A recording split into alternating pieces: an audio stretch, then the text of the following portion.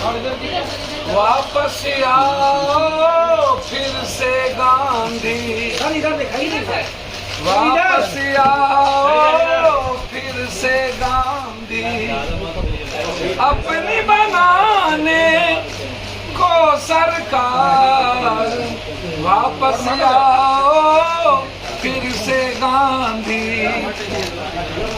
देश के आती बस अब यही पुकार, वापस आओ फिर से गांधी, वापस आओ फिर से सुभाष जी, वापस आओ फिर से भगत सिंह। सामने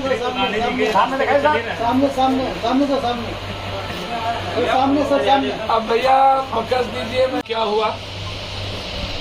जाली नोट इक्वल हो गया, क्या हुआ? काला धन वापस कब आएगा? आतंकवादी गतिविधि क्यों बढ़ गई? और भ्रष्टाचार दुनिया के प्रचंड पर क्यों चला गया? नोटबंदी के बाद महंगाई इस देश की जिंदगी को नासुर क्यों बना दिया? नोटबंदी के बाद इस देश की बेरोजगारी दुनिया में सबसे ज्यादा क्यों बढ़ गई? नोटबंदी के बाद गरीबी इस देश की दुनिया में सबसे ज्यादा क्यों बढ़ गई? नोटबंदी के बाद इस देश में आप अपने कितने मित्रों को दुनिया का सबसे ज्यादा बेनिफिट दिया? नोटबंदी जब 2016 में आपने की थी तो उस वक्त गुप्त एजेंडा बिल्कुल था कि आपको सत्ता में इन के प्रकार आना है। पहले से आपने साजिश रची और बिल गेट्स के कहने पर, बिल गेट्स क्यों? बिल गेट्स इस बार भी ये बिल गेट्स के कहने पर 2000 लाया।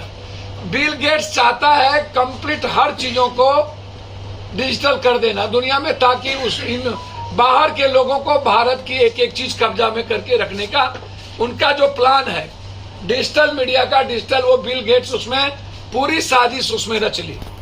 तब भी और अभी भी दो गुप्त एजेंडा था। एक गुप्त एजेंडा था कि भारत को डिजिटल करके वर्ल्ड के हाथों में दे दिया जाए और भारत की भूमिका खत्म कर दी जाए। दूसरा एजेंडा था कि एम के प्रकार नरेंद्र मोदी जी के पास सारा पैसा, उनके मित्र के पास सारा पैसा चला जाए और चुनाव में उनकी एजेंडा हो, दूसरी की कोई एजेंडा नहीं हो।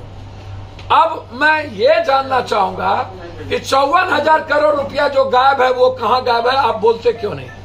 54,000 करोड़ रुपया। दूसरी चीज 32 लाख हजार करोड़ रुपया, 16 लाख तब था नोटबंदी के पहले, अभी 32 लाख के लगभग वो बढ़ा। फिर ऐसी क्या जरूरत पड़ गई इनको 2,000 रुपया? जब आप 2,000 रुपया लाए, आप उस वक्त बार बार कहते थे, मैं गोदी मीडिया जो था वो बार बार चिल्लाता था, master stock, master stock, master. और अभी भी वो गोदी मीडिया मास्टर स्टॉक दोबारा चिल्लाने लगा।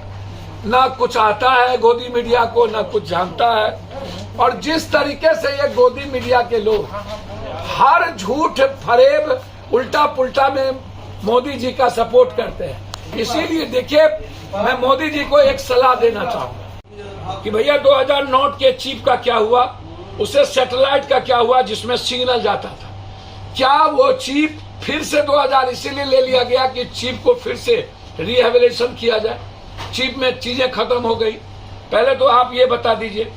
हम ये जानना चाहेंगे 2000 नोट के चिप लगी थी, उसका करना भी क्या है ये भी आप बता दीजिए। निकाल गोदी मीडिया जिस चीज को मालिक को दे देना है या अपने पास रखना है ये वो बता दे।